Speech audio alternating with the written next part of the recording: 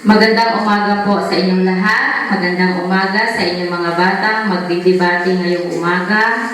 Magandang umaga kay Ginang Norma G. Richa, ang gurong tagapayo ng grade 1. Si Ma'am Jinky Bicierda, ang gurong tagapayo ng grade 2. Si Ma'am Rodeline Bianson, ang gurong tagapayo ng grade 3. At magandang umaga din kay Sir Baltasar D. Sumera, ang ating teacher in charge ng paaralang elementarya ng Tulali.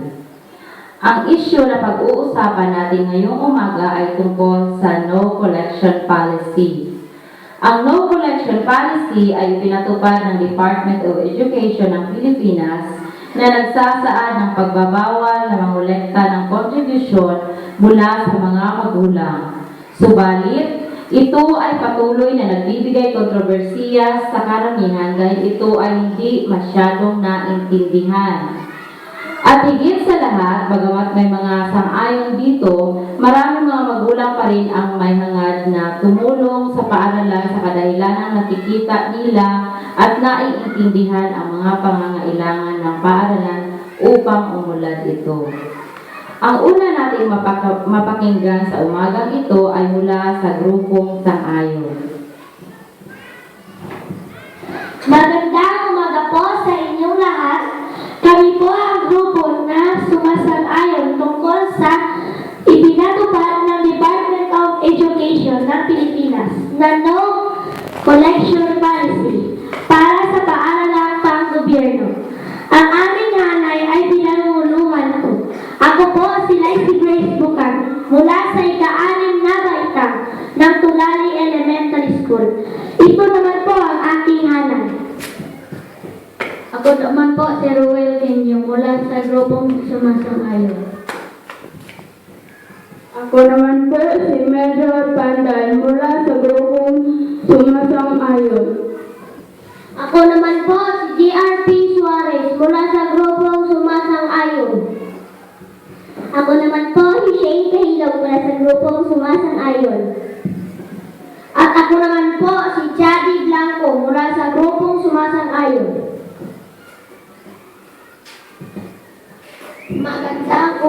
Magandang umaga po sa inyong lahat. Kami din po ang grupong hindi sumasang-ayon sa No Collection Policy ng DepEd na pinanguluhan ko. Ako po si Andrian Jos Esdawa. Sila naman po ang aking hanap. Ako naman po si Juliet Kahilog mula sa grupong di sumasang-ayon. Ako naman po si RDT Panaligan mula sa grupong di sumasang-ayon. Ako naman po si Laila Bigisan mula sa grupong hindi sumasang-ayon. Ako naman po si Judy Mundial mula sa grupong di sumasang-ayon. At ako naman po si Sergio Bedian mula sa grupong hindi sumasang-ayon. Kagaya po ng aking nabanggit. Action!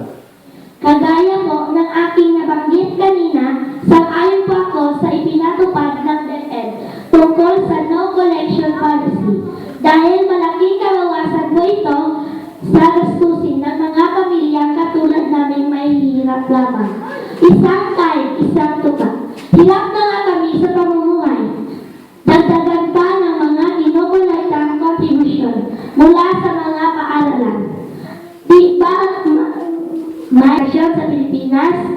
Di ba may MOOE o monthly operating and other expenses naman?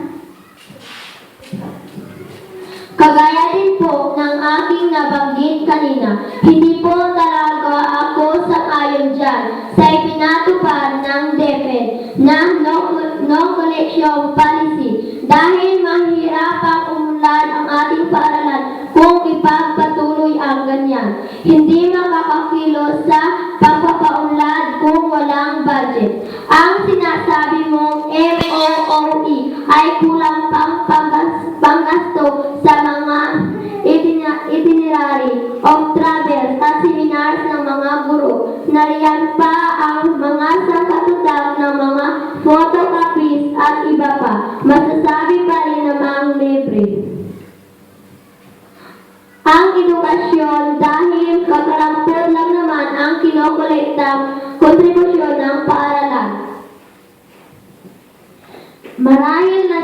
mo yan dahil may pera kayo. Kapag pinayagan ulit ng DepEd na mangolekta ng kontribusyon ang mga paaralan, maaari itong magdulot ng panghuhusga ng iba ng korupsyon ng mga guro.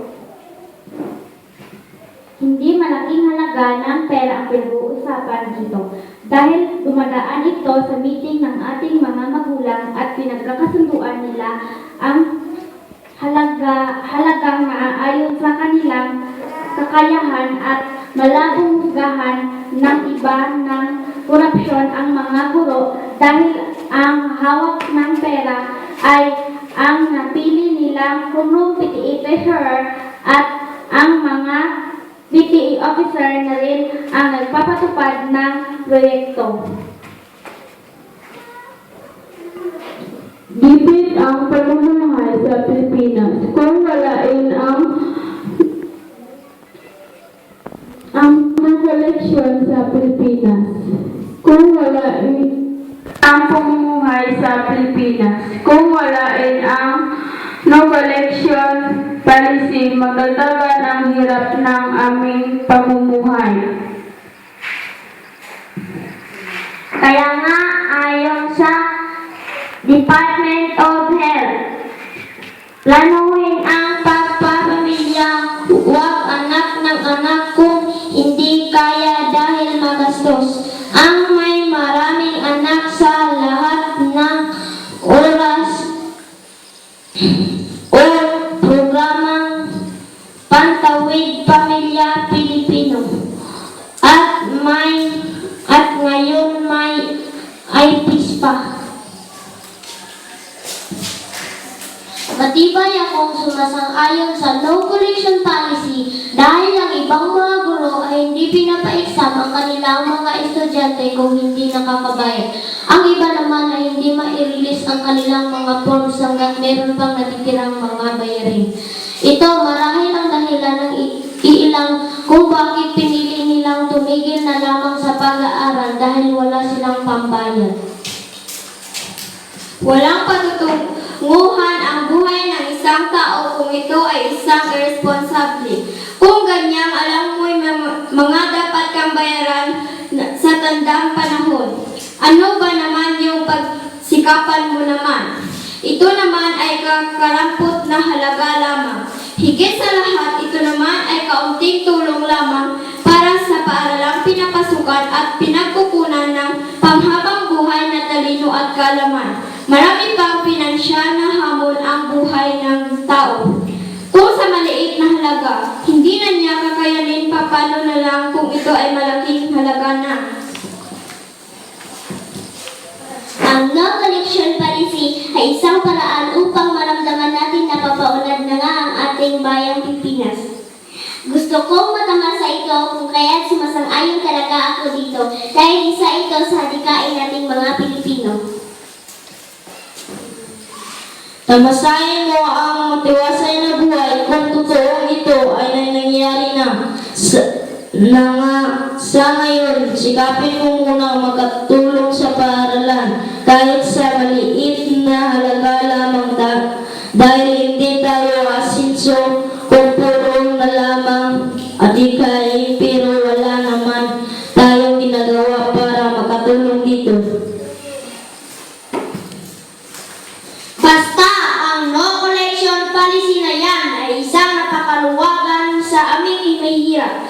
Imbis na isipin pa namin ang mga bayarin sa eskwelahan, ngayon ay hindi na. Kaya nga pinili namin dito mag-aral sa pang-gobyernong paaralan.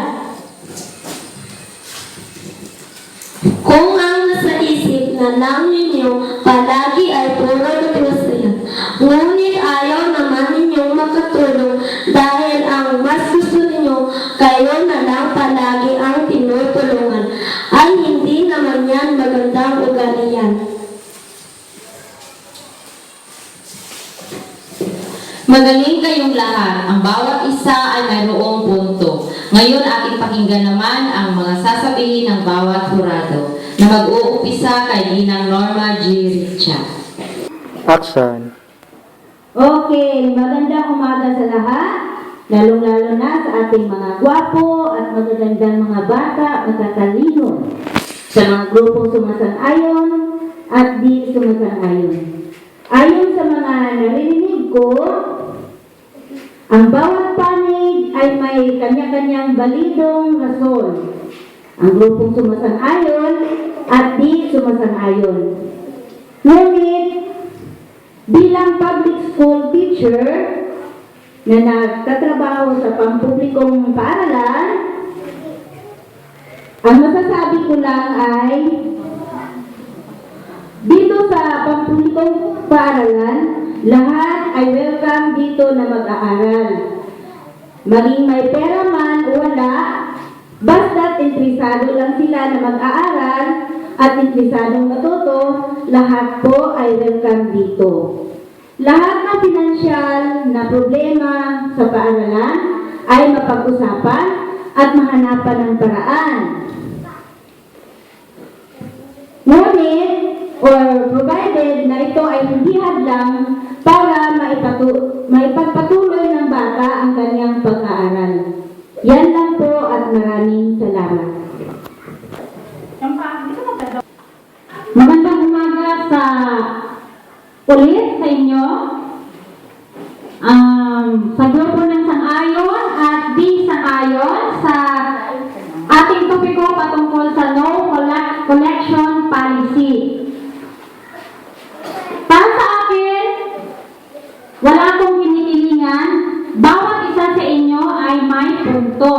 May punto ang sang-ayon dahil talaga namang mahirap ang buhay natin ngayon. Bugbog ang katawan ng mga magulang natin, magulang ninyo. Dahil ako ay isa na din magulang, alam ko yung mahirap na trabaho. Mahirap maghanap ng pera ngayon at lalo na po yung trabaho na pinagkukunan ng inyong magulang ay hindi kumikita ng malaki. At doon naman sa di sang-ayon, marahil sila ay may kaya sa buhay, maganda ang trabaho ng kanilang mga magulang, malalaki ang kita ng kanilang hanap buhay, natutustusan ng kanilang pangangailangan. Pero masasabi ko lang, may kaya man tayo o wala, kailangan nating gampanan ang ating tungkulin sa ating mahal na paaralan. Hindi ito kaya ng ating principal o kami ng mga teachers, ang lahat ng gastusin dito. At hindi din nyo kaya kung kayo lang, kailangan nating magtulungan.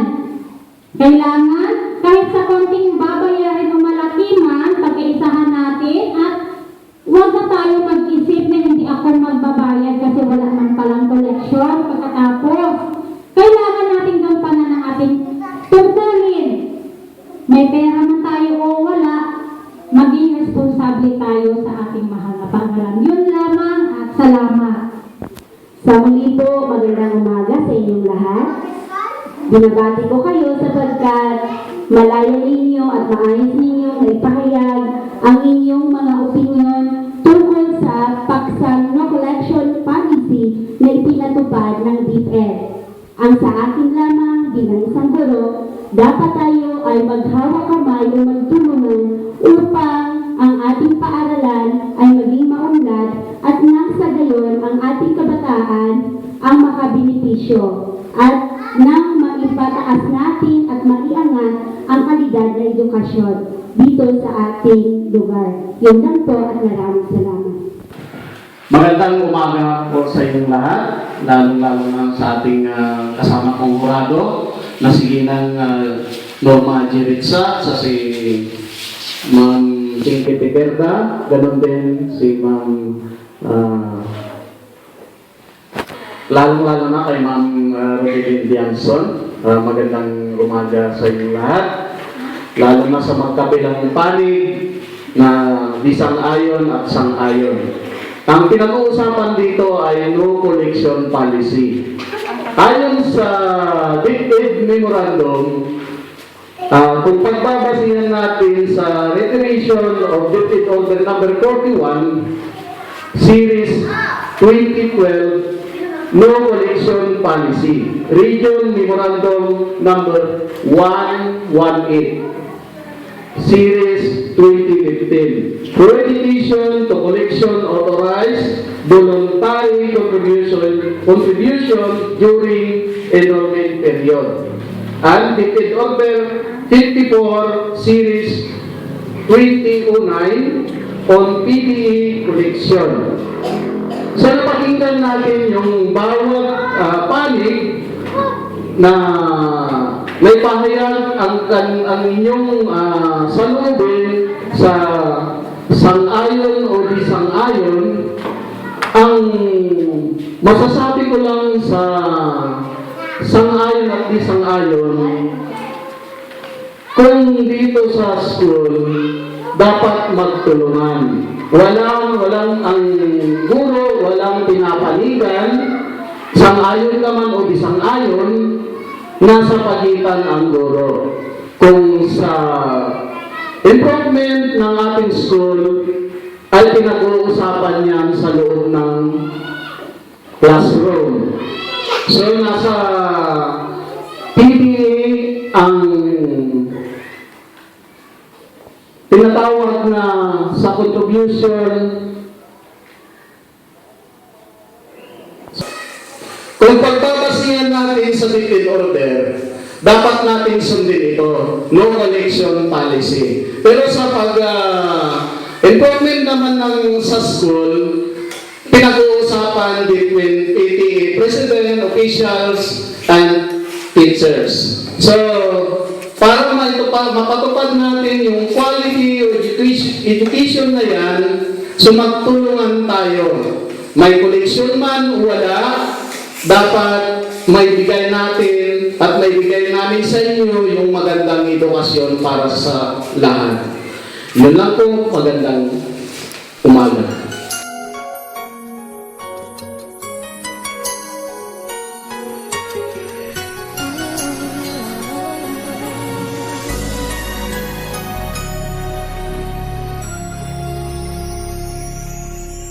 Thank you for teaching me how to love, showing me what the word means, what I've been dreaming of.